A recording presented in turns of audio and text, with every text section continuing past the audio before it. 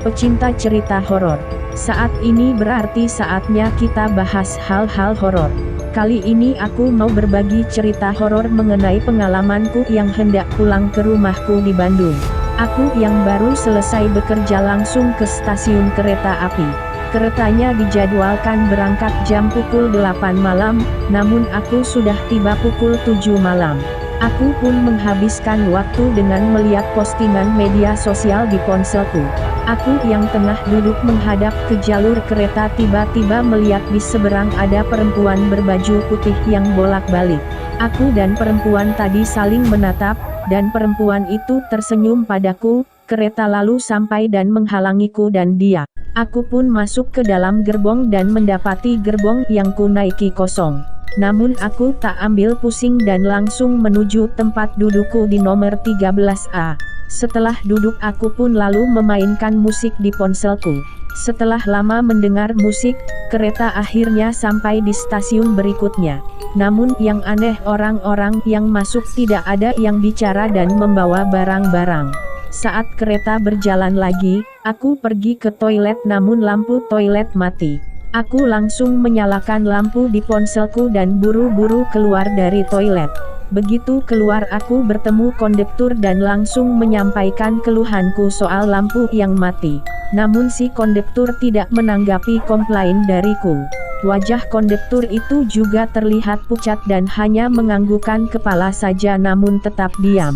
Aku pun kembali ke bangkuku dan menemukan perempuan yang kulihat di peron stasiun tempatku naik duduk di bangku sampingku. Mencoba beramah tamah aku pun bertanya tujuan perempuan yang wajahnya pucat itu. Namun tidak dijawab dan malah perempuan itu menyuruhnya diam dengan gerakan tangan. Hari semakin malam aku pun merasa lapar, namun aku heran karena tidak ada troli makanan yang biasa lewat. Itu sebabnya aku pergi sendiri ke gerbong makanan. Begitu sampai di gerbong makanan, suasana ramai tidak seperti di gerbongku. Aku memesan makanan dan mengobrol dengan pramugari di situ. Aku menjelaskan kalau diriku duduk di gerbong 3 ekonomi. Tiba-tiba kondektur menghampiriku dan meminta tiketku. Setelah melihat tiket, kondektur itu ingin mengantarkanku ke tempatku, namun kutolak. Kondektur itu lalu berkata kalau tempatku dari tadi kosong, yang tentu saja membuat aku bingung karena dari tadi aku duduk di kursiku di 13A.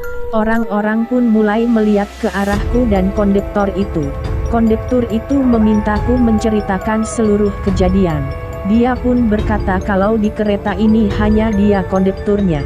Setelah aku selesai bercerita, kondektur itu memberi air yang sudah dibacakan doa dan menyuruhku untuk meminumnya sampai habis. Setelah itu si kondektur mengantarkanku ke gerbongku, yang ternyata sangat ramai dan penuh barang bawaan. Sangat berbeda dengan di gerbong yang pertama kali aku naiki. Dan lebih kagetnya, penumpang di sebelahku adalah bapak-bapak, bukan perempuan seperti di gerbong pertama. Bingung dengan apa yang terjadi, aku pun memutuskan tidur. Aku pun bangun ketika kereta sebentar lagi sampai tujuan. Begitu bangun kondektur tadi kembali memberi air minum untuk ku minum setelah keluar kereta. Kondektur itu juga memberikan sebuah kertas yang bertuliskan untuk dibaca di rumah. Aku sampai di stasiun tujuan sekitar jam setengah pukul 12 malam dan melihat keluargaku sudah menjemputku. Di perjalanan ke rumah, aku menceritakan apa yang kualami di kereta. Aku juga memberikan kertas dari kondektur tadi ke ibuku dan meminum air pemberian si kondektur.